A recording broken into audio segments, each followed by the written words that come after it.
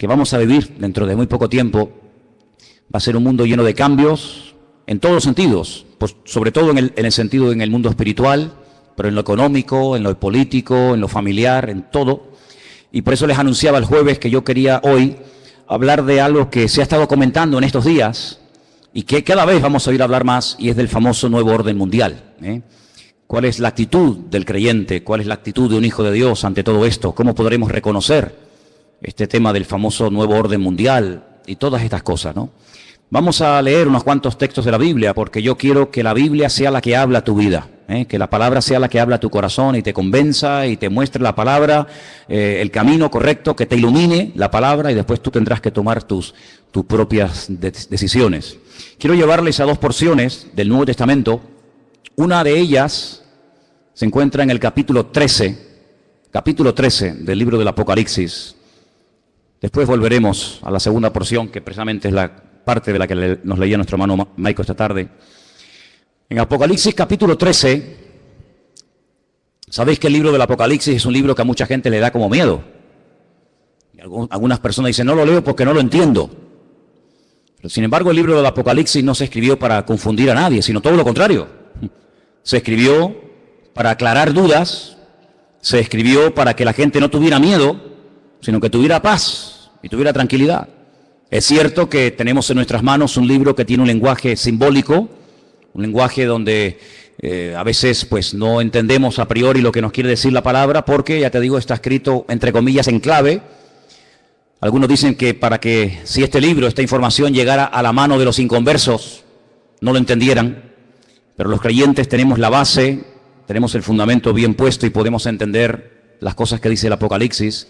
Y hay muchas cosas que habla este libro, pero en el capítulo 13 habla de lo que llama la Biblia las dos bestias. Dos bestias. La palabra bestia es Jehová, y Jehová es una expresión que se utiliza para hablar de un animal que mete miedo, un animal que trae terror, pero al mismo tiempo un animal casi rayando lo mitológico, un animal que es una mezcla de realidad y de ficción. Y esa es la palabra que emplea la Biblia cuando habla de estos dos personajes. Capítulo 13, verso 1 dice así la palabra: me paré sobre la arena del mar y vi subir del mar una bestia que tenía, dice aquí, 7 cabezas y 10 cuernos. No hay ningún animal que hoy en día exista que sea así. Es algo totalmente metafórico, ¿no? En sus cuernos tenía 10 diademas y sobre sus cabezas un nombre blasfemo. La bestia que vi era semejante a un leopardo, pero sus pies eran como de oso y su boca como boca de león. Fíjate qué mezcla, ¿no? Y el dragón le dio poder, su trono y grande autoridad. 3 cosas, no te las olvides: poder, su trono y grande autoridad. Versículo 3. Vi a una de las cabezas como herida de muerte, pero su herida mortal fue sanada, y se maravilló toda la tierra en pos de la bestia. Adoraron al dragón, que le había dado autoridad a la bestia, y adoraron a la bestia, diciendo: ¿quién como la bestia y quién podrá luchar contra ella? También se le dio boca que hablaba grandes cosas y blasfemias, y se le dio autoridad para actuar 42 meses.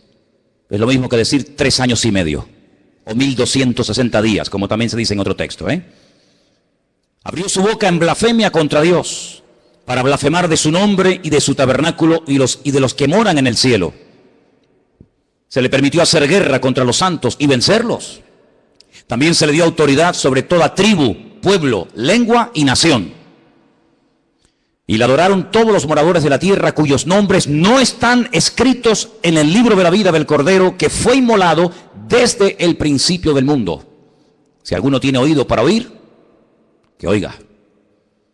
Después en el versículo 11 habla de otra bestia. Si os dais cuenta, dice: después vi otra. No es la misma, es otra bestia. Pero si os dais cuenta, dice que esta bestia subía de la tierra. Sin embargo, en el capítulo 13, verso 1, dice que la primera bestia subía del mar. ¿Lo veis ahí? Vi subir del mar. El versículo 11 dice otra bestia que vi subir de la tierra. Son 2 entidades completamente diferentes la una de la otra. A lo largo de la historia, la humanidad ha conocido muchos sistemas de gobierno. Ha conocido durante un tiempo, parte de la humanidad durante un tiempo conoció un sistema que ya prácticamente no existe, pero que se llamaba la teocracia. Era Dios, el creador, gobernando al pueblo y llevando la palabra a través de sus profetas. Y fue un periodo muy hermoso de la historia, donde Dios hacía las funciones de gobernante o de rey.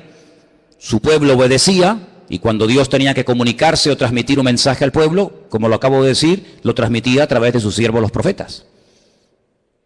Después dice la Biblia que decidieron cambiar y dejar ese sistema y entraron en un sistema llamado monarquía. Y el rey moría y su hijo ocupaba el lugar, y en fin, todos sabemos que es otro sistema de gobierno. El mundo ha conocido la monarquía, la teocracia, el comunismo, el capitalismo, la democracia, gobiernos de derechas, gobiernos de centro, gobiernos de izquierda, gobiernos comunistas, gobiernos socialistas. En fin, hay cantidad de formas de llevar a este mundo, pues, por distintos caminos. Pero la Biblia nos habla de un nuevo orden, de un nuevo gobierno, que en cierto sentido tendrá un poco de todo lo que les acabo de comentar. Tendrá un poco de monarquía, un poco de comunismo, un poco de democracia, un poco de capitalismo. Será como una especie de mezcla, pero también es un sistema completamente nuevo. El hombre nunca ha visto ese sistema de gobierno que en los últimos tiempos se levantará, y se levantará del antiguo territorio que ocupó el Imperio Romano. Yo no sé cómo estáis de geografía y de historia, pero el antiguo Imperio Romano conquistó prácticamente todo el continente europeo, de punta a punta, todo el Magreb, todo lo que son las naciones del norte de África y parte de Oriente Medio, incluido Siria, Egipto, Palestina y otros países más. De ese antiguo territorio romano, un territorio enorme, la Biblia nos enseña que en los últimos tiempos se formará un nuevo orden mundial, se levantará un gobernante que no sabemos su nombre, pero sí tenemos muchísima información acerca de este personaje, que no es un personaje de la mitología, ni es una especie de engendro entre algo espiritual y algo físico, sino que será un hombre de carne y de hueso, con padre, con madre, con genealogía, con lugar de nacimiento, con pasaporte, etcétera, etcétera. Digo esto porque a veces Hollywood y algunas películas muestran al famoso anticristo como una especie de relación entre Satanás y una mujer, y nace ahí una cosa que no sabe si es un demonio o es un niño. Olvídense de eso. El anticristo, y dicho sea de paso, el único en la Biblia que llama a este personaje el anticristo es el apóstol Juan. Esa palabra no aparece en ninguna parte de la Biblia, sino solamente cuando Juan habla de este personaje. Anticristo, alguien que se opone a Cristo, alguien que ocupa el lugar de Cristo, porque el anticristo no será un ateo. Satanás no es tonto. Satanás sabe perfectamente que lo espiritual siempre al hombre le tira, por un camino o por otro. Luego el anticristo no será un ateo, sino será una persona que caerá en lo más bajo que puede caer un ser humano, y es en la egolatría. Es pretender recibir adoración como si fuera un dios. Esto no es nada nuevo. Ya en Egipto, en Roma y en otros imperios se ha visto como el hombre ha querido ser adorado. Y al faraón se le llamaba el hijo del dios Ra, el hijo del sol. Y en Roma sabemos que miles de personas fueron matados y fueron asesinados y fueron quemados porque querían recibir adoración y querían incluso que se les presentara sacrificios y flores y reconocimiento. Así que el anticristo será una persona que al principio, digamos que entre comillas, respetará todos los cultos, todas las creencias, todas las religiones, todo vale, no pasa nada, pero vamos a ver cómo después la Biblia nos dice que pega un cambio. Y vamos a ver cómo a lo espiritual le va a dar una importancia tremenda. Porque el anticristo, que en el Antiguo Testamento se le llama God, G-O-G. Cuando usted lee, por ejemplo, los libros del profeta Ezequiel, usted se va a dar cuenta de que al que llamamos nosotros el anticristo, en el Antiguo Testamento se le llama God. Fijaros qué cosa tan interesante. Satanás, que es un perfecto imitador de las cosas que Dios hace o que va a hacer, llama a este personaje en el Antiguo Testamento God, y es un nombre que la primera y la última letra de su nombre es la misma, es la G, la Gimel en hebreo. Y suma 3, 6, 3, un múltiplo de 666, da 66 en total.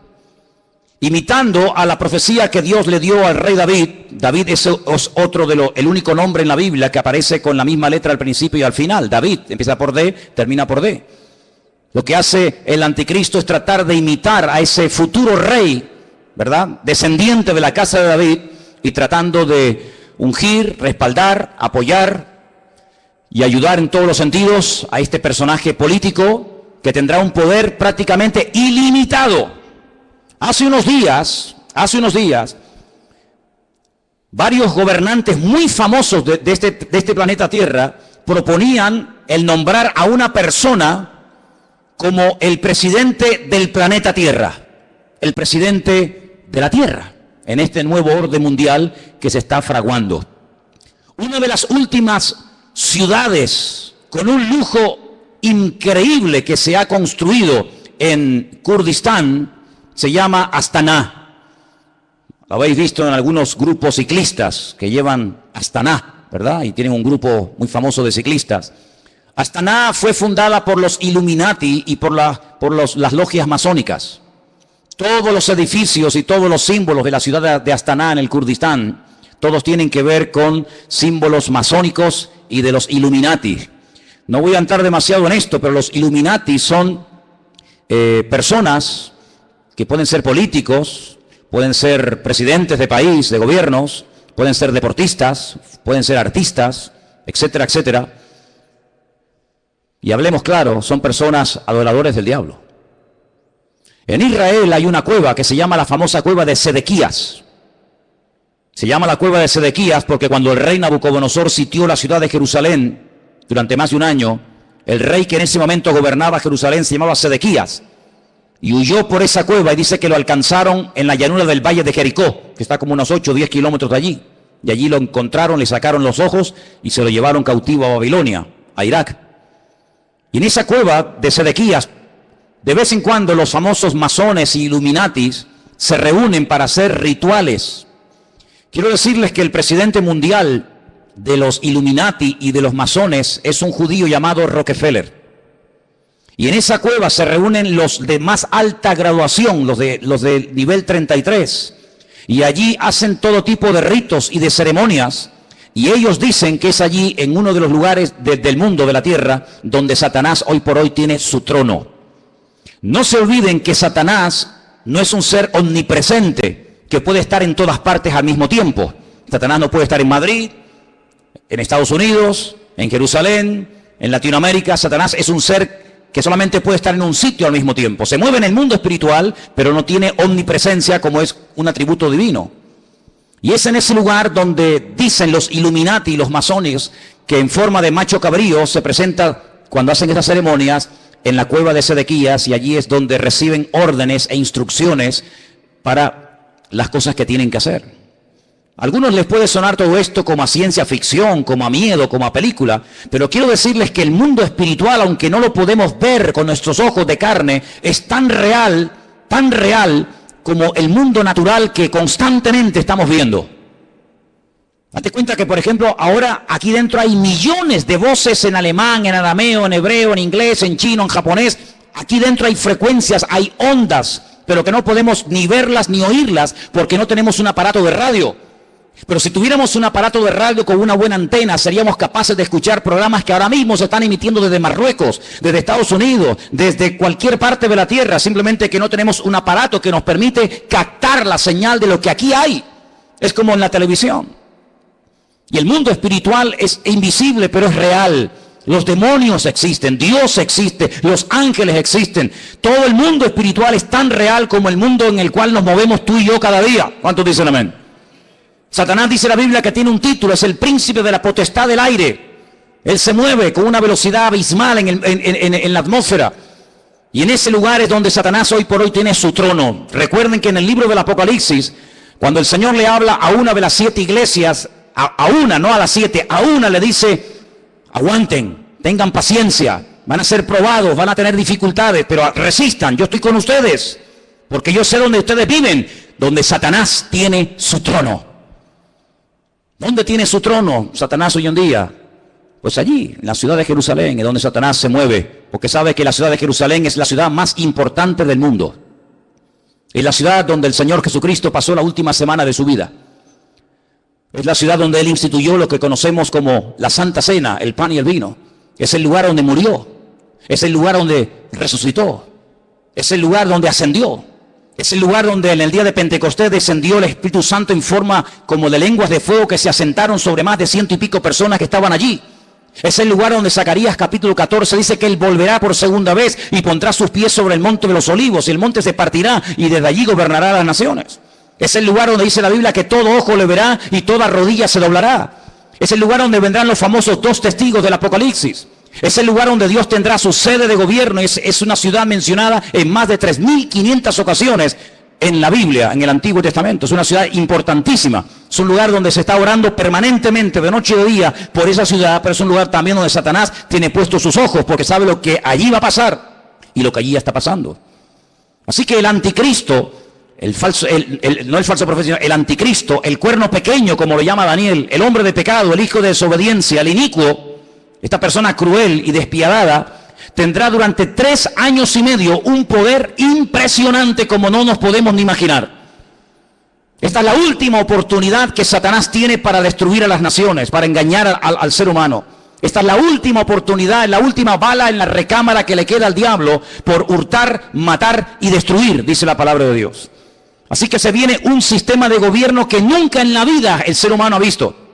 Pero, como hemos leído, este hombre, este falso Cristo, este falso Mesías, el anticristo, dice la Biblia que hará alianza, escuchen bien, hará pacto y tendrá el respaldo económico y espiritual de un ente espiritual, por así decirlo, de un grupo religioso que la Biblia lo denomina la Gran Ramera o la Gran Babilonia.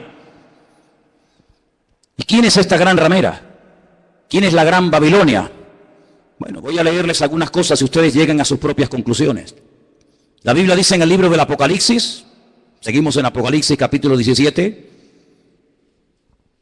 que esta gran ramera, Babilonia, la madre de las rameras, que ha contaminado a toda la tierra, versículo 1 dice: vi a uno de los 7 ángeles que tenía las 7 copas y habló conmigo y me dijo: ven acá y te mostraré la sentencia contra la gran ramera, la que está sentada sobre muchas aguas. La palabra aguas en el libro del Apocalipsis no se refiere a agua, sino que la interpretación de aguas la tienen ustedes. Hacemos un pequeño salto en el 17:15.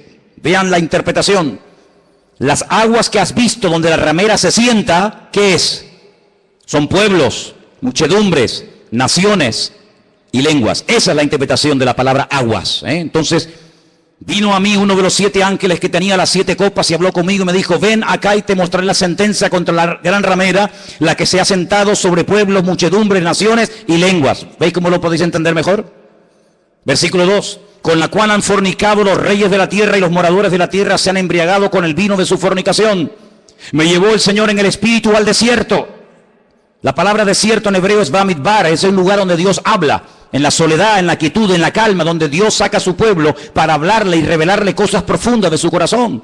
Y dice que allí vio una mujer sentada sobre una bestia escarlata, llena de nombres de blasfemia, que tenía 7 cabezas y 10 cuernos. ¿Cómo estaba vestida esa mujer? Esa institución religiosa, ¿cómo se vestía? Dice que se vestía de púrpura. Interesante, ¿no? Y de escarlata. Estaba adornada de oro, de piedras preciosas, de perlas, y tenía en su mano un cáliz de oro lleno de abominaciones y de la inmundicia de su fornicación. Así se vestían sus ministros, de púrpura y de escarlata, y tenía joyas y piedras preciosas en abundancia. Ahora, analicemos hoy en día en el espectro espiritual de nuestro planeta Tierra, vayamos una por una a ver quiénes pueden ser. Por ejemplo, ¿cómo visten los budistas? Si viéramos en este momento a un budista, seguramente lo veríamos con la cabeza rapada. Veo muchos budistas en esta tarde aquí. Iría seguramente, si tiene algo de pelo, con una especie de trenza. Iría con una túnica de color naranja. Ese es el color de los ministros budistas. No usan piedras preciosas, ni mucho menos. El mundo entero, las naciones de la tierra no han fornicado con el budismo. De hecho, en muchas naciones el budismo ni ha llegado, ni sabe la gente lo que es. Para muchos Buda simplemente es una estatua de un señor con una panza muy gorda, y nada más que eso. ¿Cómo visten, por ejemplo, los musulmanes? No visten de púrpura ni de escarlata. No han gobernado sobre todas las naciones de la tierra, sobre muchas sí, pero no sobre todas las naciones de la tierra. No tienen su sede, como después vamos a ver, en una ciudad más adelante. ¿Cómo visten los testigos de Jehová, los mormones? ¿Qué institución? Y no hace falta que lo digan. Se viste de púrpura y de escarlata y tiene piedras preciosas y riqueza en abundancia. ¿Cuál es el hombre que tiene más poder de convocatoria que simplemente con hacer así te junta 1 millón de personas en décimas de segundo? Un hombre que es capaz de ir a África, a América, a Japón, a la China, a Cuba, a cualquier país de la tierra. Es el hombre que tiene más poder de convocatoria que nadie, más que Obama, más que cualquier deportista. Hay un hombre que simplemente con hacer así junta como nada, 1 millón de personas, y los reyes de la tierra le tienen que besar la mano. Incluso el rey de España ha ido y se le ha inclinado. ¿Qué te parece, amigo? Y por si los datos te parecen cortos, en el versículo 18 dice: la mujer que has visto es la gran ciudad que reina, no que reinará, dice que reina sobre los reyes de la tierra. Allí donde la gran ramera tiene su sede. ¿Y cuál era la ciudad que en el momento de escribir el libro del Apocalipsis reinaba sobre toda la tierra? Si seguimos leyendo un poco más adelante, capítulo 17, versículo 8 dice: la bestia que has visto era y no es, y está para subir del abismo e ir a perdición, y los moradores de la tierra, aquellos nombres que no están escritos, no están escritos de la fundación del mundo en el libro de la vida, se asombraron viendo a la bestia que era y que no es. Es increíble, amados hermanos, ver cómo el anticristo se hará de la fuerza política, económica y espiritual de esta institución religiosa que la Biblia nos enseña que harán uña y carne en los últimos tiempos. Ahora bien, este anticristo no podrá hacer lo que le da la gana, sino que tiene un periodo muy corto de tiempo para llevar a cabo, digamos, su plan maléfico, que número 1 consiste en destruir al Estado de Israel. Hay una obsesión, siempre había una obsesión contra el judío. El judío es el chivo expiatorio de la historia. Cuando en Alemania había crisis y cuando Alemania no levantaba cabeza, incluso había perdido territorio en la Primera Guerra Mundial, ¿a quién se le echó la culpa? A los judíos. ¿Quiénes pagaron los platos rotos en la Segunda Guerra Mundial? Fundamentalmente los judíos y otras personas también, pero mayoritariamente los judíos. Cada vez que hay un problema, cada vez que hay un conflicto, la culpa la tiene el judío. Hay centenares y centenares de libros que nos hablan acerca de que si no existiera ese pequeño país que tiene tan solo 300 kilómetros de largo, 22.000 kilómetros cuadrados, un país que prácticamente es que ni se ve en el mapa, un 0,7% de la población mundial, todos los problemas del mundo se solucionarían. Pero permítame decirles que durante la Primera Guerra Mundial Israel no existía y hubo una guerra mundial. Y durante la Segunda Guerra Mundial Israel no existía y se mataron 60 millones de personas en territorio europeo y esta gente no existía, no estaban allí como pueblo. Pero siempre se ha tratado de buscar una especie de chivo expiatorio al cual echarle la culpa de todos los problemas. Y hay muchos libros que dicen que si Israel no existiera, si ese país no existiera, si se arrasara completamente a esta gente, el mundo sería un mundo de paz, un mundo más equilibrado, un mundo donde no habría tantas guerras y rumores de guerras. Así que el primer objetivo de este personaje es ganarse la confianza del Estado de Israel. ¿Y cómo se ganará, según la Biblia, la confianza de los judíos para que durante un tiempo corto, pero al fin y al cabo un tiempo, lo apoyen? Pues muy fácilmente, permitiéndoles cumplir el sueño que todo judío tiene durante 2000 años. No lo han perdido jamás. Han estado de aquí para allá, los han matado, los han quemado, los han crucificado, les han hecho de todo, pero siempre han tenido una obsesión en la mente. Y es poder volver a Jerusalén y poder volver a ver reconstruido el templo de Jerusalén. El templo de Jerusalén fue destruido en el año 70 por las tropas romanas, capitaneadas por Tito, el hijo de Vespasiano. Y desde el año 70 de la era cristiana hasta hoy, allí no hay templo.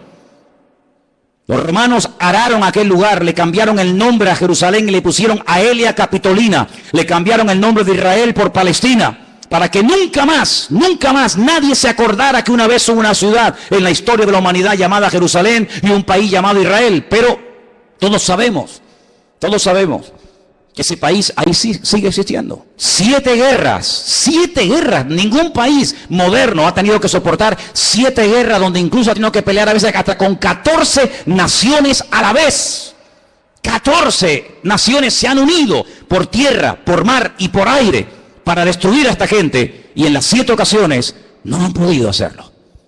Pero la Biblia nos enseña, y lo dice muy claramente en Ezequiel, en Daniel, en Zacarías, etcétera, que el enemigo intentará destruir a esta nación con armas nucleares. Y la palabra de Dios nos enseña que en un valle que está a las afueras de Jerusalén, llamado el Valle de Jezreel, o el Valle de Megido, se llevará a cabo una batalla tremenda que hasta la Biblia ya ha dado el nombre de dicha batalla, la famosa batalla de Armagedón. De hecho hay películas, ¿no?, que se llaman Armagedón. Y dice la Biblia que allí vendrán naciones de todas partes de la tierra. Atacarán por el norte, por el sur, por el este y por el oeste, por tierra, por mar y por aire. Y será un tiempo de angustia para Israel. La palabra de Dios nos enseña que más de 200 millones de soldados, escuchen bien, a Juan también le asombró, imagínate, nos asombra a nosotros escuchar esta cifra. Imagínate a Juan hace 2000 años en la isla de Patmos escribiendo el Apocalipsis. 200 millones de soldados se unirán con un solo objetivo: destruir al pueblo de Israel. ¿Y por qué tanta obsesión por destruir a Israel? Lo he dicho muchas veces y lo vuelvo a repetir, por una sencilla razón. Porque el Dios creador, el único Dios que existe, el Dios de Abraham, el Dios de Isaac y el Dios de Jacob, ha prometido bajo juramento, con su mano levantada, que Israel nunca será destruida, que Dios peleará por ese pueblo. A pesar de sus defectos, a pesar de su desobediencia, a pesar de su rebeldía, Dios defenderá a muerte a ese pueblo. El país, la nación, el imperio que sea capaz de destruir a Israel demostrará, número 1, o que Dios miente o que Dios no existe.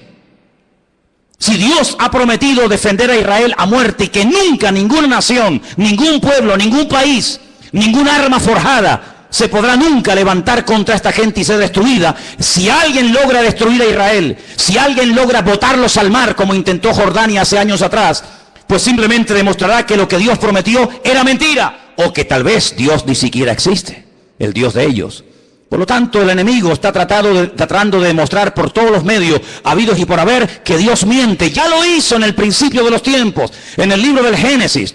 Cuando se acerca a la primera mujer, le dice: ¿por qué no comes? ¿Por qué no desobedeces a Dios? Y la mujer dijo: porque Dios nos dijo que si pecamos y si desobedecemos la ley de Dios, vamos a morir. Y Satanás le dice: Dios te ha mentido. No es verdad. Tú no vas a morir. Lo que pasa es que Dios sabe que si comes de este árbol, si desobedeces a Dios, le harás la competencia, le harás sombra y serás otro Dios. Y eso Dios no quiere que ocurra. Y la Biblia nos enseña que aquella persona le creyó a diablo, le creyó a Satanás y le creyó a la mentira. Y así como la verdad te hace libre, la mentira te esclaviza y te destruye. Por eso a lo largo de la historia, desde Caín hasta nuestros días, Satanás ha intentado destruir al pueblo de Israel, al Dios de Israel. ¿Por qué? Porque él quiere ser adorado y reconocido. Y el anticristo, este hombre, este líder político, exigirá que se le adore. Dice la Biblia que cuando el templo de Jerusalén sea reconstruido, y quiero decirles que he estado muchas veces en Israel, muchísimas veces, y cada vez que he ido he tenido la oportunidad y la bendición de poder ir al Museo del Templo, donde puedes ver absolutamente todo, salvo el arca del pacto. Ya está todo preparado, todo dispuesto, todo listo para que se reconstruya por tercera vez el famoso templo de Jerusalén, en el único lugar del mundo donde los judíos pueden construir un templo. Los judíos no son como los evangélicos que pueden construir iglesias en cualquier parte, o como los católicos que construyen catedrales en cualquier ciudad del mundo. El judío tiene la orden, la prohibición de no edificar ningún templo en ninguna parte de la tierra, salvo en el monte Moriah, donde miles de años atrás el patriarca Abraham subió a lo alto de esa montaña a sacrificar a su hijo. Y es en ese lugar donde Dios únicamente permite que se construya un templo, donde Él, dice la Biblia, que pondrá su gloria y su presencia para que todas las naciones de la tierra conozcan que Dios es uno, dice la palabra de Dios. ¿Por qué no lo hacen? Tienen poder para hacerlo. En 1967, en junio del 67, el 7 de junio del 67, La Biblia nos enseña, o la historia, perdón, nos enseña que las tropas de Israel entraron y conquistaron toda la ciudad de Jerusalén. No podían entrar en Jerusalén. Pero en el 67 tomaron toda la ciudad. Subieron a lo alto del monte, pero le dejaron hasta el día de hoy a Jordania que administre las explanadas del templo, donde está la famosa mezquita de Omar y la famosa mezquita de Al-Aqsa. Pero es allí donde algún día, dice la palabra de Dios, que el templo será reconstruido. Y a los 3 años de ser edificado ese templo, nos dice en Tesalonicenses, justo a los 3 años, este personaje entra al lugar santísimo, lo profana, y entonces exige que todo el mundo le adore y le reconozca como el único Dios. Quiero leerles en 2 de Tesalonicenses capítulo 2, versículo 1, escuchen bien la lectura. Dice el apóstol Pablo, con respecto a la venida de nuestro Señor Jesucristo, de eso está hablando, y nuestra reunión con Él, os rogamos, hermanos, que no os dejéis mover fácilmente de vuestro modo de pensar, ni os conturbéis, ni por espíritu, ni por palabra, ni por carta, como si fuera nuestra, en el sentido de que el día del Señor está cerca. Nadie os engañe en ninguna manera, porque no vendrá sin que antes venga la apostasía, el desmadre, el descontrol total y absoluto. En ese ambiente de desmadre, de descontrol, de guerras y rumores de guerra, de crisis y más crisis, en ese ambiente se levantará el anticristo. Porque viene ofreciendo paz, viene ofreciendo seguridad y viene ofreciendo estabilidad a un mundo que entrará en caos y entrará en picado y no habrá forma de solucionar el problema. Vendrá la apostasía. Dice la Biblia que en los últimos tiempos muchos que se llaman creyentes o cristianos o seguidores de Dios o de Cristo apostatarán de la fe, llegarán a escuchar hasta espíritus engañadores, espíritus malignos, llegarán a creer en cuanta cosa rara y extraña aparezca por el escenario y se producirá un enfriamiento a nivel mundial por parte de muchos que se llaman creyentes. Dice, y el amor de muchos a consecuencia de que se ha multiplicado la maldad se enfriará. Y si aquellos días no fueren acortados, nadie se podría salvar. Dice, más por causa de los escogidos, y por ahí están los listos de turno, que siempre dicen, no, pero los escogidos son los judíos, no somos nosotros. Eso es mentira. Están engañados. Si están enseñados, están engañados. La palabra escogido es ecleto. La palabra ecleto aparece en Primera de Pedro, cuando Pedro le escribe a gentiles, no a judíos, a gentiles, y les dice, vosotros, que antes no erais pueblo, si eran judíos, eran pueblo. No, pero es que vosotros no erais pueblo, porque el único pueblo que Dios tuvo en el pasado fue Israel. Vosotros que no erais pueblo, ahora sois pueblo de Dios. Real sacerdocio, amén. Nación santa, pueblo escogido por Dios, para que anunciéis las virtudes de aquel que os llamó de las tinieblas a su luz admirable. Sí, la palabra que toma Pedro, que es ecleto, es exactamente la misma que aparece en Lucas 21 y en Mateo 24 cuando habla de escogidos. Dios tiene solo un pueblo, Dios no tiene 2 pueblos, Dios tiene un solo pueblo. Y en ese pueblo forman parte todos aquellos hombres y mujeres que han aceptado a Cristo como su Señor y Salvador personal. Punto. ¿Cuántos dicen amén? Y dice que si no fueren acortados aquellos días, pero por causa de los escogidos tiene que acortarlo, nadie se podría salvar.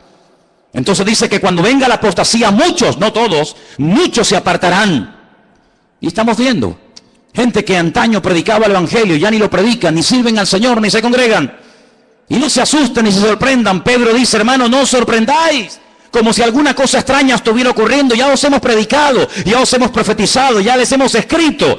Dice, y después de mi partida, yo procuraré que ustedes tengan memoria de esto, para que no se olviden, que muchos apostatarán de la fe, que muchos se apartarán, que muchos se olvidarán de Dios, incluso hasta lo van a renegar y lo van a rechazar. Dice que cuando venga, antes de que venga el Señor, tiene que venir la apostasía y se manifieste el hombre de pecado, el hijo de perdición.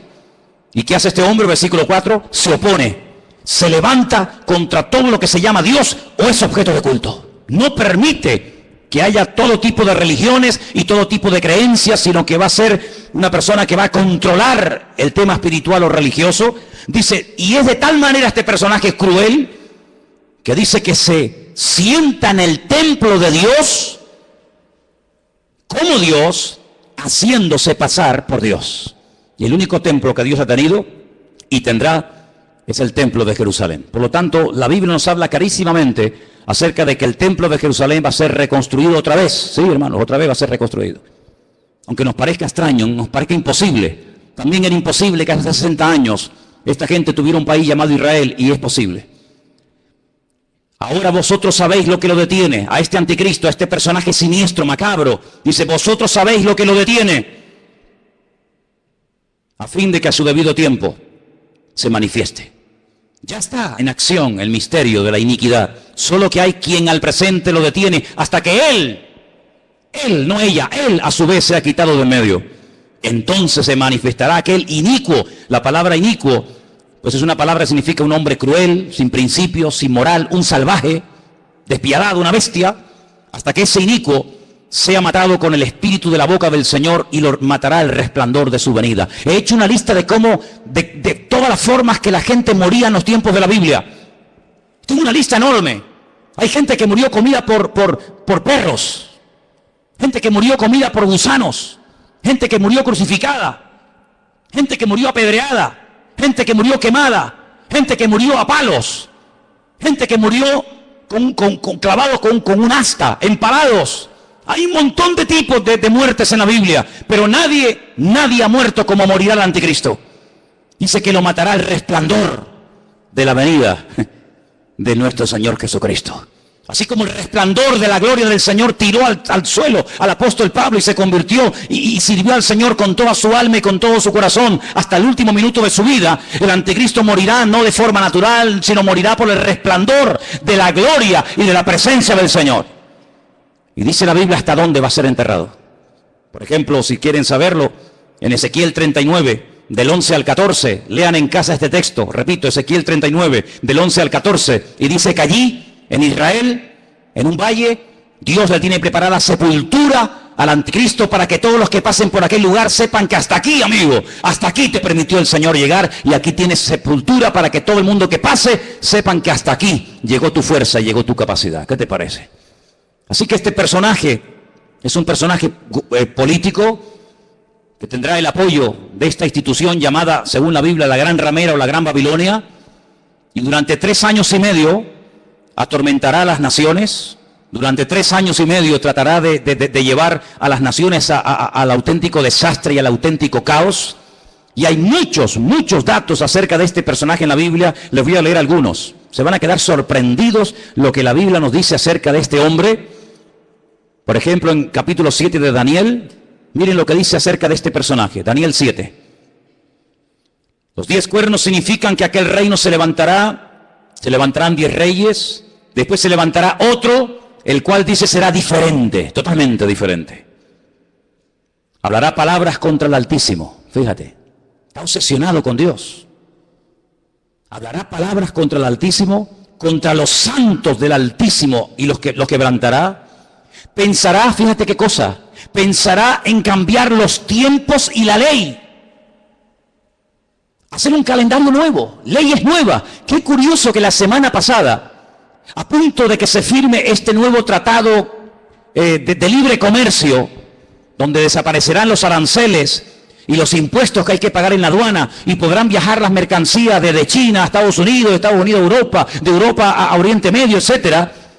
Alguien dijo que ante estos cambios globales, mundiales, que están a punto de suceder en poco tiempo, donde se ha vuelto a reunir el famoso Club Bilderberg, y muchos políticos han ido a Roma a hablar con el Papa, y donde el G7 se ha reunido otra vez como casi clandestinamente, porque están a punto de producirse y de firmarse acuerdos que van a cambiar el mundo en cuestión de días. Qué interesante que todo esto está ocurriendo aquí, en nuestras narices. Pero es interesante notar que en esa reunión alguien se levantó y dijo, y esto ha salido publicado en la prensa, que lo que hace falta es establecer un nuevo sistema también de justicia. Es decir, la justicia, las leyes, los abogados, los magistrados que tenemos en este momento no sirven, no pueden llegar a tener el control de la justicia que hace falta para estos cambios que se vienen. Hace falta otro tipo de jueces, otro tipo de abogados, otro tipo de fiscales. Qué curioso, cambiar las leyes. Una de las instituciones que el anticristo quiere cambiar es la justicia, y quiere hacerlo lo más injusta posible. Parece una paradoja, ¿no? La justicia que sea injusta. La ley del embudo, donde el que tiene cada vez tendrá más, y donde el que no tiene cada vez tendrá menos. Querrá cambiar la justicia, la política, el orden social.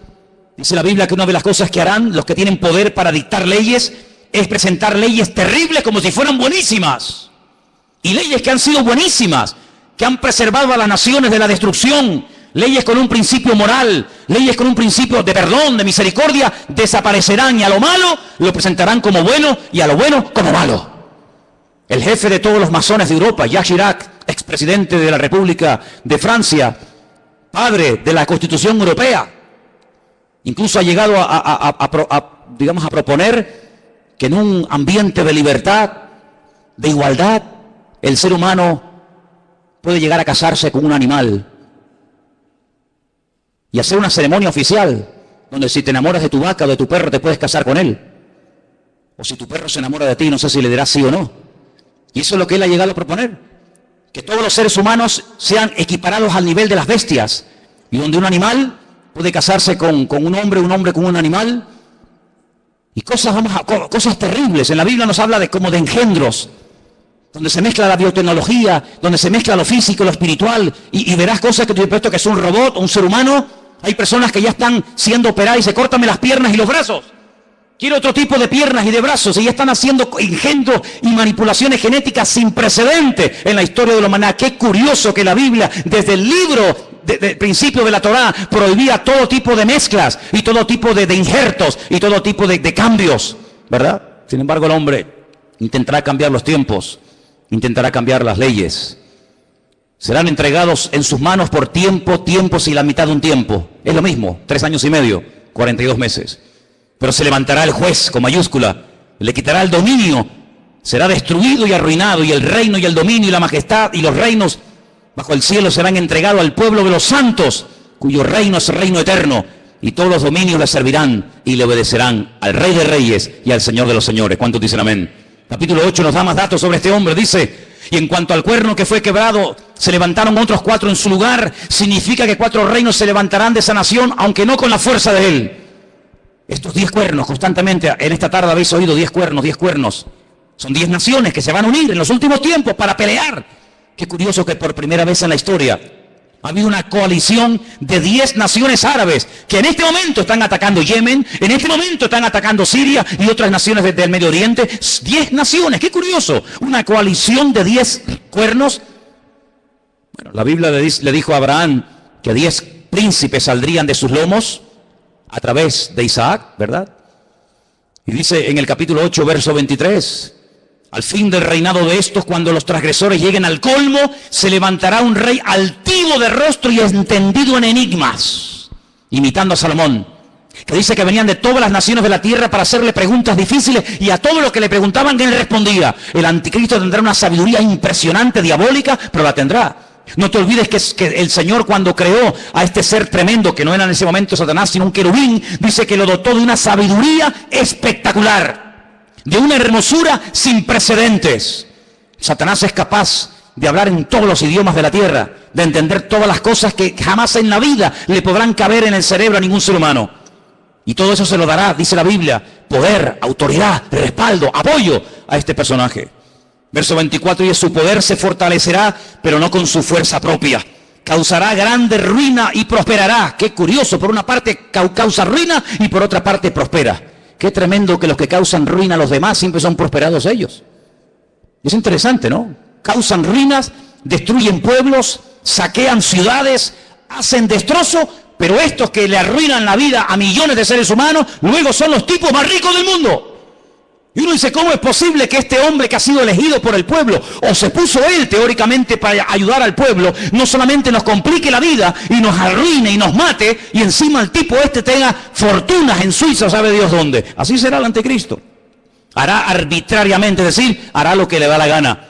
Destruirá a los fuertes y atacará al pueblo de los santos. Israel va a ser atacado, Israel lo sabe. En este momento solamente Irán, escuchen bien esto, solamente Irán. El otro día hubo una reunión a más alto nivel. La República iraní le dijo a Israel, si me atacas, Israel quiere atacar las centrales nucleares, porque Irán acaba de firmar un acuerdo donde permite que los observadores internacionales entren en instalaciones civiles, pero no en las militares. Insiste continuamente de que todo el arsenal que Rusia le está proporcionando de uranio es simplemente para hacerle la vida a los iraníes más fáciles. Pero todo el mundo sabe, porque lo han dicho, no es nada que se oculte, porque lo han dicho, que el objetivo de ellos es literalmente hacer un festival nuclear en la ciudad de Jerusalén. Arrasar a Israel y borrarlos de la faz de la tierra. Israel se está pensando muy seriamente hace mucho tiempo atacar las bases militares nucleares. E Irán le dijo, si me atacas, tengo en este momento 80.000 misiles apuntando hacia la ciudad de Jerusalén. ¿Qué te parece, amigo? Solamente Irán, sin contar otras naciones que le rodean. 120 millones de enemigos contra 7 millones. Es una desproporción muy grande, ¿verdad? 120 millones contra 7 millones. Con su sagacidad hará prosperar el engaño. Todo lo que estamos viendo de corrupción, de engaño, de ladrones y sinvergüenzas que han saqueado y robado lo que les ha dado la gana, que entran por una puerta y salen por la otra, todo esto es simplemente un pequeño botón de muestra, como preparándonos psicológica y mentalmente para lo que viene. Dice que este hombre, con sagacidad, con trampas, con triquiñuelas, con mentiras, hará prosperar el engaño, se engrandecerá en su corazón y sin previo aviso atacará y destruirá a muchos. Estoy leyendo la Biblia, no estoy leyendo nada raro, estoy leyendo la Biblia. Se levantará contra el príncipe de los príncipes, pero será quebrantado, aunque no por mano humana. Fijaros cómo el enemigo ha ido adaptando la estrategia según los tiempos. Caín, el primer asesino, se levanta y mata a su hermano Abel, pero no mató ni a su padre, ni a su madre, ni al otro hermano. Dejó a más gente viva que lo que realmente mató, ¿sí o no? Qué curioso, ¿eh? Caín mató a uno, pero dejó vivo a más gente. Cuando pasa el tiempo, dice la Biblia que otra persona que también tiene el mismo espíritu de Caín, pero elevado a la máxima potencia, va más allá y dice, en vez de matar a uno, matemos a todos, pero solamente a los varones. Y deja a todas las mujeres vivas. Sabemos también que Moisés se salvó y etcétera. Pero fíjate, Caín mató a uno, pero dejó vivos a otros. Pero Faraón quería matar a todos los varones y la muerte iba en aumento. Pero cuando no lo consiguió, el mismo espíritu de Caín que habitó en Faraón salpicó y se apoderó de aquel rey perverso, de Amán, allí en los tiempos de la reina Esther, y dijo, no solamente a los hombres, sino a los hombres, a las mujeres, a los niños, y arrasemos con todo. Es decir, que no ha ido a menos, sino que la maldad siempre ha ido a más, siempre ha ido a más. Por lo tanto, todo lo que hemos visto a lo largo de la historia son simplemente pequeñas pinceladas de lo que le espera a esta tierra. Si saltamos al capítulo 11 de Daniel, sigue dando datos muy interesantes. Dice aquí, hará este rey según su voluntad. Se ensoberbecerá, se engrandecerá sobre todo Dios, y contra el Dios de los dioses hablará. Y dice aquí, y prosperará. Es increíble, ¿eh? Y prosperará. Por eso dice la Biblia, no tengas envidia del hombre malo que prospera en su camino. Porque a veces los malos también son prosperados, pero no por Dios. Y dice aquí, hasta que sea consumada la ira y lo que está determinado se cumpla. Ahora fíjate qué dato tan interesante. Yo sé, y algunos seguramente me lo harán notar, que en el texto original no existen palabras con mayúscula y palabras con minúscula. No existe ni en griego ni en hebreo palabras con mayúscula y con minúscula, que en nuestro idioma es muy importante, porque no es lo mismo la palabra Dios con minúscula que la palabra Dios con mayúscula. No es lo mismo la palabra Señor con minúscula que la palabra Señor para referirnos a Dios en mayúscula. En la Biblia hay un término específico para cada palabra, por lo tanto no hace falta recurrir a esto de mayúsculas y minúsculas. Pero en nuestra Biblia dice en mayúscula, del Dios de sus padres. Luego sus padres eran creyentes. Los padres del anticristo eran creyentes del verdadero Dios, porque dice, del Dios, repito, con mayúscula de sus padres, no hará caso. Fue criado en una educación, digamos, religiosa, correcta, con el Dios verdadero, lo mamó en la casa con sus padres, pero dice, no hará caso de ese Dios, de esa enseñanza, y dice algo interesante que puede tener varias interpretaciones. Ni del amor de las mujeres hará caso. ¿Quiere decir que será un homosexual? ¿Que no se casará? Interprételo usted como quiera, pero dice que a este hombre no le interesa perder el tiempo. Ustedes saben que cuando un hombre se enamora de una mujer se vuelve medio idiota, medio tonto, ¿no? Por lo tanto, él dice, yo tengo un objetivo y si enamorarme de esta o de aquella me va a quitar mi tiempo, dice, ni hará caso de las mujeres. Increíble. No respetará a Dios alguno, porque contra todo se engrandecerá. Honrará en su lugar al Dios de las fortalezas. Y tú dices, ¿de quién es? El Dios de las fortalezas. ¿No hará caso del Dios verdadero que sus padres le inculcaron y le enseñaron? Dejará ese Dios verdadero y comenzará a adorar, dice aquí, al Dios de las fortalezas. Ahora, el libro de Daniel es el único libro de la Biblia que está escrito en 2 idiomas diferentes. Todos los libros del Antiguo Testamento están escritos en hebreo y los del Nuevo Testamento en griego, pero Daniel no. Daniel, parte del libro está escrito en arameo y parte está escrito en hebreo. Se lee igual, pero significa lo mismo. Cuando usted lee del Dios de las fortalezas, lo honrará. Dice textualmente, Alá, Maozín. Y menciona la palabra Alá. ¿Saben que las siguientes Biblias que se van a vender reciente, dentro de muy poco tiempo, que ya están en circulación en las iglesias evangélicas, dirá, por ejemplo, en el principio creó Alá los cielos y la tierra? ¿Sabían que la palabra Elohim o Dios desaparecerá de muchas Biblias en los próximos años y aparecerá la palabra Alá? ¿Sabían eso? Pues vete espabilando. De Alá, del Dios de la guerra, como dice el texto, a ese Dios adorará. Dice, Dios que sus padres no conocieron. No tiene nada que ver la adoración a ese Dios con el Dios que sus padres le enseñaron. Y dice, lo honrará con oro y con plata, con piedras preciosas y con cosas de alto precio. Hermanos, esto se escribió hace más de 3.000 años, Es impresionante cómo hace más de 3.000 años el profeta Daniel sabía detalles de la vida de este hombre que en aquel momento lógicamente no existía y que está a punto de aparecer. Y dice, con un Dios ajeno se hará de las fortalezas más inexpugnables y colmará de honores a los que le reconozcan y con precio repartirá la tierra.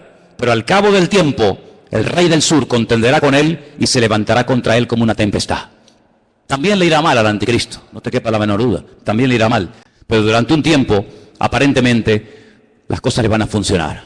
Ante este panorama de este nuevo orden mundial, ante este panorama donde ya el famoso chic que habéis oído y que sabéis que está por ahí por el mundo dando vueltas, donde el dinero en muchas naciones ya ha desaparecido, no es que va a desaparecer, ya ha desaparecido. En Suecia usted va con dinero y no lo puede usar. Ya no se usa dinero para pagar nada en Suecia. Todo es con otro sistema. Pues dice la palabra de Dios que en los últimos tiempos se va a implantar a nivel mundial un nuevo sistema comercial, donde ya no hará falta llevar dinero. Lo puede perder, se puede olvidar de él, se deteriora, se gasta, se pierde, te lo pueden robar. Sino dice la Biblia que se va a implementar un sistema que en sí es un sistema buenísimo, pero hay que ver lo que viene detrás.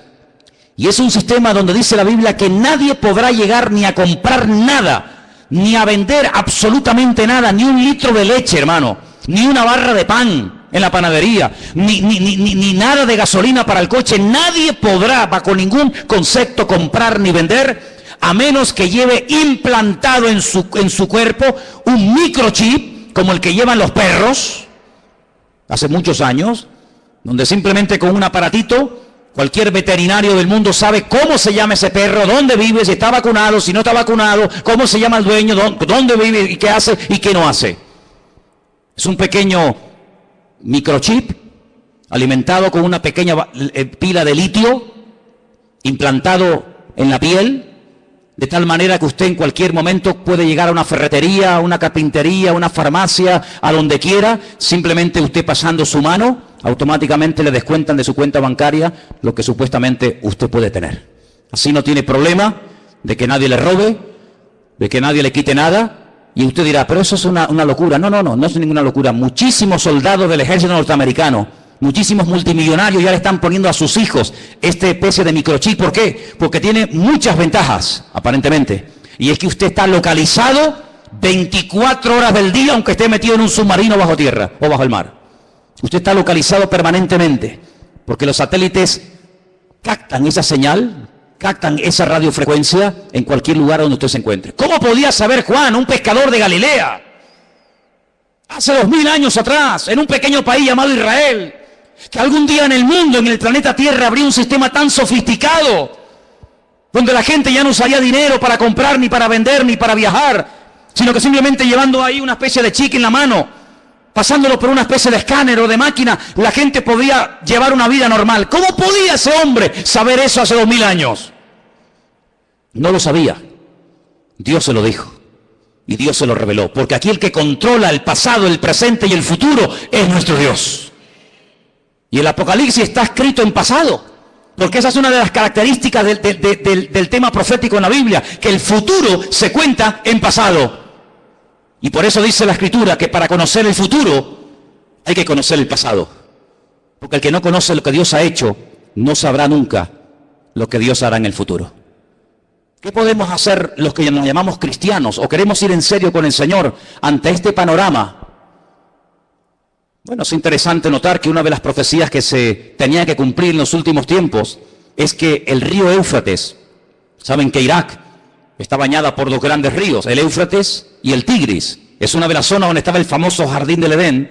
Llegaría un momento que se tendría que secar para que tropas del norte, dirigidas por Rusia, vinieran en dirección a la tierra gloriosa, entrando por los famosos Altos del Golán, en el norte de Israel.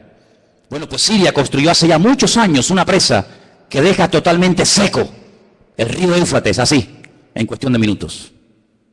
Eso está profetizado también en el libro del Apocalipsis. La palabra del Señor nos enseña que los tiempos se acortan, y dice Mateo capítulo 24 lo que tenemos que hacer en estos tiempos los creyentes, y te lo leo. Mateo 24, del 37 en adelante. Presta atención a lo que dice la palabra. Dice así: como en los días de Noé, así será la venida del Hijo del Hombre. Como en los días de Noé. ¿Cómo eran los días de Noé? ¿Cómo era su generación, sus vecinos, sus amigos? ¿Cómo vivía la gente en aquellos tiempos? Dice la Biblia que había violencia y agresividad por todas partes. No piensen ustedes que se vive tan tranquilo en todas partes de la tierra como de momento vivimos aquí. Muchos de los que están aquí pueden dar testimonio de que naciones hermosas y tremendamente ricas, es muy difícil hoy por hoy vivir en ellas debido al alto índice de muerte, de destrucción que hay. La gente tiene miedo a salir a las calles. Dice la Biblia que llegará el momento en el que la gente más pacífica, aquella chica que cuando caminaba dice que ni siquiera se atrevía a poner el pie en tierra, de lo delicado y de dulce que era, ten cuidado porque se te puede llegar a convertir en tu peor enemigo. Donde los padres serán capaces de entregar a sus hijos, donde los hijos serán capaces de traicionar y de vender a sus padres, etcétera, etcétera. Como los días de Noé, violencia, agresividad, perversión, algo impresionante. Si nos metiéramos a dar datos de la cantidad de perversión que hay con niños, con jovencitas en muchas partes del mundo y muchas muy cerca de aquí, nos quedaríamos realmente sorprendidos de ver cómo hemos superado con creces a las famosas ciudades de Sodoma y Gomorra. La perversión ha llegado a unos niveles indescriptibles. Sigo leyendo en el versículo 38. Porque como en los días antes, días hermano, no años, días antes del diluvio, ¿qué hacían? Comían, bebían, se casaban, se daban en casamiento hasta el día en que no entró en el arca. ¿Cómo es posible que está a punto de venir un diluvio, que vamos a morir todos como ratas, que no hay escapatoria? Y te estés casando, pero ¿casando para qué? Si mañana vamos a morir todos. Y haciendo negocios a largo plazo, y haciendo inversiones, y comprando, y vendiendo, y comiendo, y bebiendo, cuando te quedan 20 horas de vida. Oye, si tú supieras, dime la verdad, hermano y hermana, si tú supieras con toda seguridad que te queda una hora de vida, ¿qué harías? Dime qué harías. ¿Llamarías ahora a tu hijo, a tu hija? ¿Harías algo? No, todavía queda mucho tiempo, sí. Esa actitud de indiferencia, de decir, bueno, no hay tanta prisa, tampoco es para tanto, no exageres tanto, Manolo, que todavía queda mucho tiempo, que soy muy joven, que queda mucha vida por delante, sí, también al que enterré ayer le quedaba mucha vida por delante, y con 44 años recién cumplido el lunes, ahora está, donde todos sabemos que está, toda la vida le quedaba por delante, claro, un chaval con 44 años, pues, hombre, pues imagínate tú lo que puedes vivir, casi otros 40 años más, pues no, se acostó a las 9 de la noche, y a las 7 de la mañana, su vida se apagó. ¿Qué te parece? Días antes del diluvio, Noé estuvo predicando y diciendo a la gente, viene el diluvio, que Dios va en serio, Dios te ha dado oportunidad ahora y mañana y pasado, y nada, y no hacían caso. Así será la venida del Hijo del Hombre. Dice, no entendieron. Oye, ¿no te ha pasado? Gente inteligente, gente con más o menos un mínimo de cultura, un mínimo de, no sé, de luz, que tú le hablas de cualquier cosa y todo lo entienden. Le hablas de política, 3 horas hablando de política. Le hablas de fútbol, va a abrir, te cuento. Le hablas de lo que quieras. Tocas el tema de la Biblia, tocas el tema del Señor y son los más torpes del mundo. Y un tío tan listo, un tío tan sabio, un tío tan espabilado, un tío que se ha buscado la vida, toda la vida, de todo entiende y de todo sabe. Lo dejas en el desierto y el tío sobrevive. Lo dejas en el Himalaya y el tío se busca la vida. Cuando le hablas del Señor, no entiende nada. Leíste la Biblia, sí, pero no la entendí. Pero tío, ¿cómo es posible que leas el periódico, leas la revista y todo lo entiende? Y cuando te hablo de Dios, no entendieron. Hay como una nube, hay como una ceguera espiritual. ¿Por qué se creen que comencé el culto cantando abre mis ojos? ¿Piensan que todo esto es casualidad? ¿Que detrás de esto no hay oración y preparación? Y diciendo, Dios mío, háblanos. Claro que lo hay. Abre mis ojos, ¿pero a qué? A la realidad espiritual de lo que se cierra y de lo que viene, hermanos. No entendieron hasta que vino el diluvio. Cuando entendieron era demasiado tarde. Claro, entendiste, pero ya no hay tiempo. Se los llevó a todos. Así será también la venida del Hijo del Hombre. ¿Qué te parece, amigo?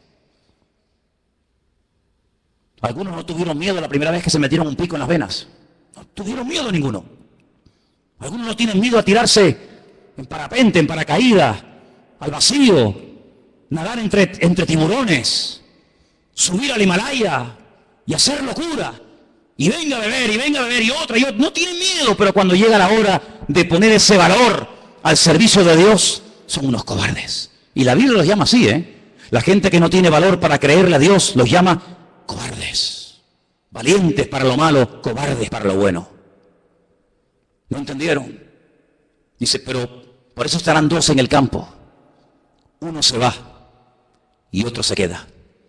2 mujeres estarán moliendo en un molino. La una será tomada y la otra será dejada. Y ahora viene la palabra, escúchala. Velad, velad, porque no sabéis a qué hora. Es verdad, pero tal y como están las cosas, la hora no la podemos saber, pero ¿qué quiere que te diga? Viendo todas las piezas del puzzle, uno las va juntando por aquí, las va juntando por allá, lo que oye por aquí, lo que oye por allá, lo que me cuenta fulano, lo que yo he leído, lo que me han contado, lo que yo veo tal, y va juntando y dice, Dios mío, nos queda poco, la hora imposible, pero el Señor está cerca. ¿Cuánto lo saben? Sabed esto, que si el padre de familia supiera que hora el ladrón va a venir, velaría y no dejaría minar su casa. Lógico. Si yo sé que esta noche a las 3 de la mañana me va a venir alguien a robar la casa, yo no duermo. Yo no lo voy a recibir como una Biblia, ¿eh? Yo me hago de un palo o de un hacha, lo que haga falta, que venga a las 3 de la mañana, que venga. Te voy a dar la del pulpo, te voy a dar. Pero si yo no sé que viene a las 3, yo me voy a dormir, me levanto mañana y cuando me levanto digo, ¡ay va! Que me han robado, que me han quitado esto, que me han quitado lo otro. Pero dice la Biblia, cuando tú sabes que el Señor viene pronto, tú no estás distraído, tú no estás atontado, tú no estás agobiado. ¿Qué es lo que hace el diablo? A uno los revienta a trabajar, como a los judíos en Egipto. Que trabajen como mulas. Así no piensan, así van a llegar a la noche a la cama rendidos. Pero el diablo también a otro le dice, no trabajes tanto. ¿Para qué trabajar tanto? Y los tiene todo el día ociosos, sin pegar palo al agua, y entran en depresiones. Se aburren, comienzan a tontear con esta, a tontear con el otro, mensajitos a este, mensajitos al otro. Entonces los 2 extremos. O te revienta a trabajar para que no tengas tiempo ni para orar, ni para leer la Biblia, ni para congregar. No, estoy muy cansado, no puedo, no es que no tengo tiempo. O te lleva al otro extremo y dice, no pegues un palo al agua, no seas tonto. Y estás todo el día buscando un juguetito en lo que entretenerte. ¿Qué te parece? El diablo no es tonto, ¿eh? El diablo no es tonto. Sabed esto, que si el padre supiese a qué hora habría de venir, velaría y no dejaría minar su casa. Por lo tanto, tenéis que estar preparados, porque el Hijo del Hombre vendrá a la hora que no penséis. ¿Cuántos dicen amén? Os voy a dar una cita para que la leáis tranquilamente en casa. Se titula El Anticristo. Está en 1 de Juan 2, del 18 al 24. El Anticristo. Una de las características de este hombre, ¿cuál será? Ahí está. 1 de Juan 2, del 18 al 24. Algunos dirán, bueno, pero cuando, hermano, las cosas se pongan feas, difíciles, cuando empiece a ocurrir todo esto, los creyentes no vamos a estar, ¿no? Entonces, ¿para qué se escribió la Biblia? Si no vamos a estar, ¿para qué se escribió? Tanta tinta, tanto libro, tanta literatura, tanta advertencia, tanta profecía, tanto mensaje. Si al final no vamos a estar, está perdiendo el tiempo. Es que se escribió tanto para que el pueblo de Dios no fuera sorprendido. Alguien dijo hace 150 años, escucha bien esto, hace 150 años, alguien dijo, tranquilos hermanos, cuando empiecen las persecuciones, cuando empiecen las matanzas, cuando empiece el mundo a ponerse difícil y duro, el Señor arrebatará su iglesia y aquí no estaremos ninguno.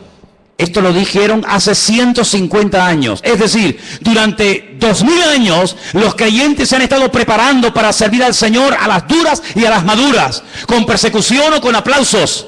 Pero claro, por ahí cayó en buena tierra, entre comillas, la enseñanza de que los creyentes no iban a estar en tiempos de persecución. Sin embargo, nuestros hermanos de Irak, de Siria, de Corea del Norte y de tantas y tantas naciones que están muriendo quemados, vivos, apaleados, crucificados, degollados como si fueran animales, ¿son ellos creyentes o no? ¿Estarán ellos en pecado y por eso Dios les paga así? Cuando dice la palabra de Dios que los mártires nos tienen que dar ejemplo a todos y a cada uno de nosotros. Por lo tanto, velemos y oremos, porque las cosas no van a ir a mejor. Todo esto de pactos, que si Podemos, que si el PP, que si... Hay algunos son tan ingenuos, tan tontos, que creen que todo se va a solucionar a base de habla, que te habla y promete y te doy, y tú aquí y tú allá. El Señor dice, la maldad se multiplicará y le sorprenderá a todos. Me da igual del signo que sean, como los dolores a la mujer que está a punto de dar a luz. Dice, y no escaparán, sino que vendrá sobre ellos la destrucción repentina. Nosotros no tenemos la confianza puesta en el PP, yo por lo menos no, a lo mejor alguno aquí sí. Yo no confío ni en el PP, ni en el PSOE, ni en Ciudadanos, ni en el otro, ni el Melena, yo no confío en ninguno de ellos, porque todos son hijos del diablo. ¿O no? ¿O no? Porque estás conmigo o estás contra mí. ¿Cómo voy a poner yo mi confianza en el hombre? Maldito el hombre que confía en el hombre. Nosotros ponemos nuestra confianza en el Señor, Dios Todopoderoso. Él no nos va a fallar.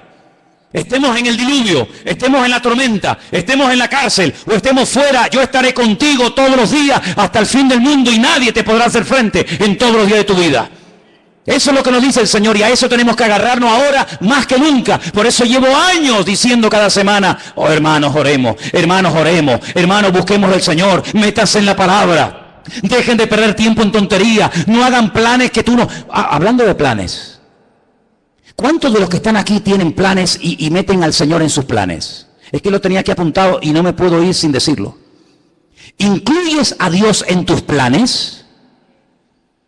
A ver, ¿sí o no? Pues lo estás haciendo fatal. Fatal. ¿Que no puedo incluir a Dios en mis planes? No. Pero hermano, no te entiendo. Espera, déjame que te explique. Pues si no te vas a quedar así. Tú no tienes que incluir a Dios en tus planes. Tú tienes que meterte en los planes de Dios. ¿Ves la diferencia? Yo tengo planes. Quiero ser médico, quiero ser abogado, quiero estudiar 5 carreras. Quiero casarme con un chico alto, guapo, rubio, maravilloso, que habla inglés, arameo, francés, chino, japonés, tenga un coche, un yate, un avión. Claro, esos son tus planes. Y Señor, me tienes que ayudar. Me tienes que ayudar. Amigo, Tú tienes tus planes, tus proyectos. Y ahora me caso, y ahora me divorcio, y ahora compro, y ahora vendo, y ahora voy a la playa, y ahora voy al monte. Tú tienes tus planes y metes a Dios en tus planes. Te equivocas rotundamente. No has entendido nada. Y tú dices, pero ¿cómo se predica en esta iglesia? Así, amigo, aquí estamos para esto. Si quieres más la papita dulce, vete allá a la esquina que está la guardería Heidi. Aquí yo te digo, que la única manera de ir de gloria en gloria y de victoria en victoria no es metiendo a Dios en mi agenda, sino metiéndome yo en su agenda y en sus planes y en sus proyectos. Y entonces Dios te va a bendecir y Dios te va a ayudar. No metas a Dios en tu vida, métete tú en el Señor y entonces el Señor te va a ayudar. Y se abre la puerta, se cierra la puerta, poder decir gloria a Dios, porque Dios está conmigo y nadie me podrá frenar en los días de mi vida. Aleluya. ¿Cómo que tus planes? ¿Qué dices, amigo? ¿Cómo que tus planes? Ya no vivo yo, ya no vivo yo. Es Él el que vive en mí. Por eso es muy difícil ser cristiano. Porque ¿a quién no tiene planes? ¿A quién no le gusta? Hombre, a mí me han dicho, ¿cuántas veces me han dicho? Ay, yo sé que el Señor tiene que venir, pero que no venga ahora mismo porque yo me quiero casar. Ah, bueno, pues nada. Pues entonces, dile al Señor, Señor, no vengas de momento porque me he comprado el vestido, me he comprado los zapatos. Y claro, si vienes, ¿cómo me los pongo? Esa es como me dijo a mí una chica, cuando inauguramos esta iglesia hace 14 años atrás, tuvimos cultos sábado y domingo.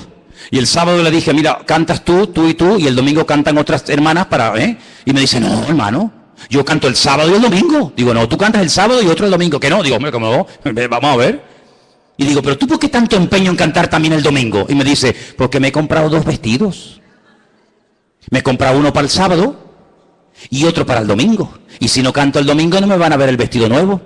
Y yo le dije, pero ¿tú vienes aquí a la iglesia para presumir de vestidos? Porque si vienes aquí a aparentar y a presumir, aquí te sobra el sitio, hija.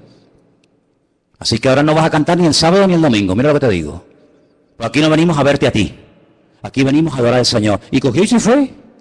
Se fue a cantar donde le aplaudían. Pero aquí al único que aplaudimos, y le pido que ahora le deis un aplauso a Él, es al Rey de Reyes y al Señor de los Señores. A Él sea la gloria por los siglos de los siglos. Amén. A Él solamente. Aleluya. Fuerte ese aplauso a nuestro Dios, hermano. Amén, amén, amén. Aleluya. Amén. Nada más que a Él. Todo lo demás sobra. ¿Cuánto tiempo va a reinar el anticristo? ¿Cuánto tiempo va a estar este personaje, este tipejo? ¿Cuánto tiempo? Lo hemos leído. Tiempos y la mitad de un tiempo. 42 meses, 1 año y medio. 3 años y medio. ¿Eso es lo que va a durar? 3 años y medio. ¿Pero cuánto va a durar el reino de nuestro Dios? Por los siglos de los siglos. Amén. Sí, tú tendrás tu tiempo de gloria, como muchos que ves en televisión, de plató en plató, de programa en programa. Parece que pasa un tiempo y desaparecieron. Cierra tus ojos, hermano. Empápate de la Biblia. Métete en el Señor.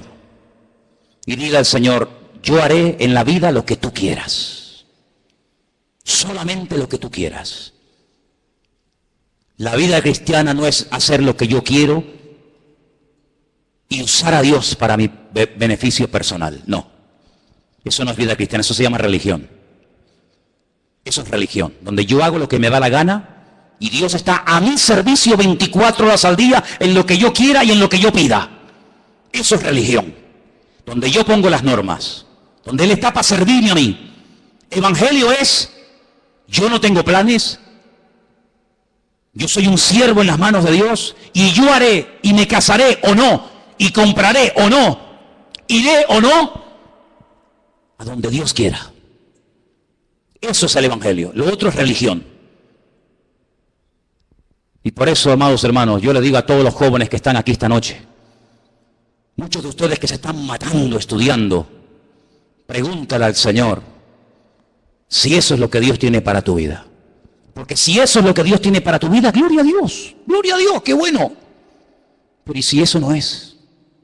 Si eso no es, hijo o hija, pregúntale al Señor qué quiere hacer con tu vida.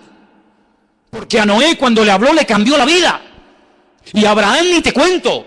Y a Pablo ni te cuento. Cuando Dios le reveló sus planes a David, a Moisés y a los personajes de la Biblia, les cambió la vida.